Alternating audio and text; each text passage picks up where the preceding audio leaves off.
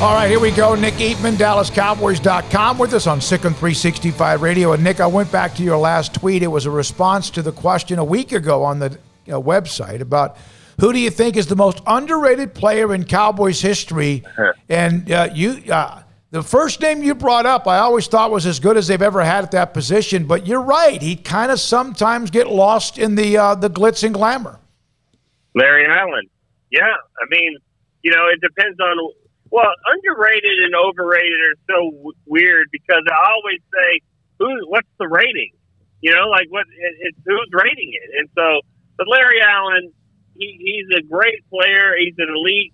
I still think he's even better than that. And he's the one guy. You can argue a lot of other players, but I don't know if you can argue that he's the one guy that's played for the Cowboys. I think he's the best guard to ever play. I guess you could say Dion maybe at corner, but true Cowboys. I think Larry Allen, as great as he is still underrated. Yeah, I mean, you could argue there's arguments to be had. Like I agree with you. Like you could say Larry Allen is the greatest offensive lineman in Cowboys history, and then the second that you just can't. There's not a lot of arguments to go with it. Right. I mean, he's just and he was a quiet guy and all that. But I mean, I just think. As great as he is, I put him on different levels. He's a great player that is even greater than that. And then you've got your Ring of Honor guys that should be in the Hall of Fame. And then you've got your guys that aren't in the Ring of Honor and maybe, they should be. And so I just think there's different levels to, underrated or overrated or whatever. Nick, were you there that first training camp that Larry Allen was? It might have been at Austin. And it was the first time I think he was interviewed at training camp, and he was scared to death. He backed up this big, huge man, this Hall of Fame Hulk of a man. But do you remember? Were you there in that moment? Because I wasn't. Yeah. Oh my God. I wasn't. Wichita Falls was my first. No, I wasn't there. But I've interviewed him at times, and we always joke. What is his Hall of Fame speech going to be like? I mean, Hall of Fame, he's going to have to get up there and talk. And if you remember, it was awesome. Like, he wasn't like Michael Irvin talking for 30 minutes, but he did a really good job. And so, he was a man of few words, but, he didn't like it. He didn't like that limelight, but, man, he was a great player. Nick, what is a more difficult position for you to figure out on the Cowboys? Defensive tackle or cornerback? Of those two, I wouldn't put those first. So I got one that trumps both. But of those two, defensive end or corner, that's a good one. I would say corner because I know who the top two defensive ends are. I mean defensive tackle. If I said end, tackle. Defensive tackle, I'm sorry. Maybe you said tackle. Defensive tackle. Now you got, that's a good one. Oh, man. I would say tackle. Tackle's a tougher one because I just think a lot of these positions, you're just throwing it all at the wall and hoping something sticks.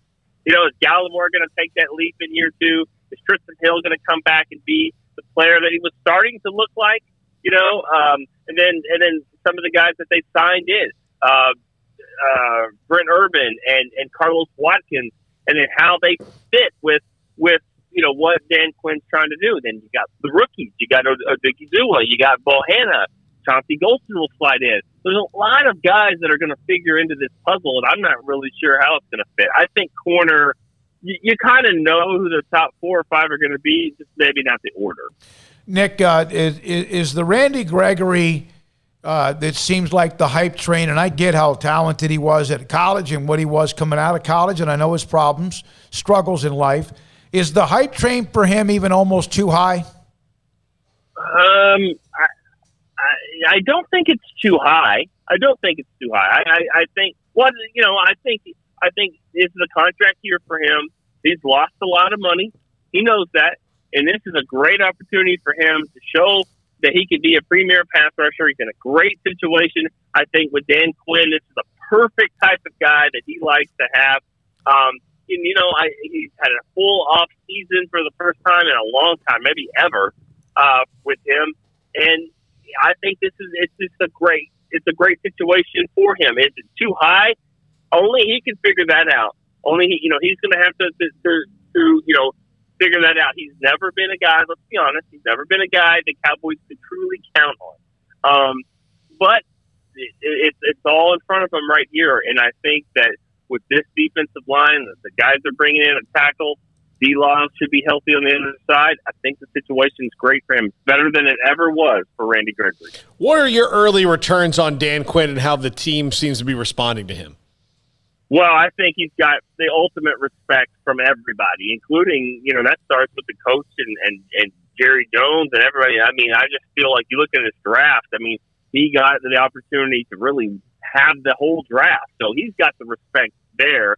And, I don't think he's viewed as a guy that lost a 28-3 lead in the Super Bowl. I don't think he's viewed that way in Atlanta and all that.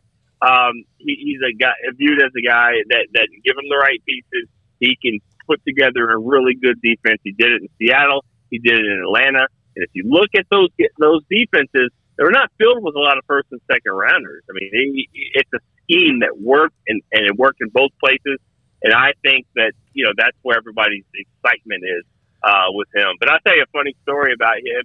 He said it, I think, in a press conference too. But he was walking around the hall, and they have all these videos of highlights from last year, and of course there weren't a lot of them.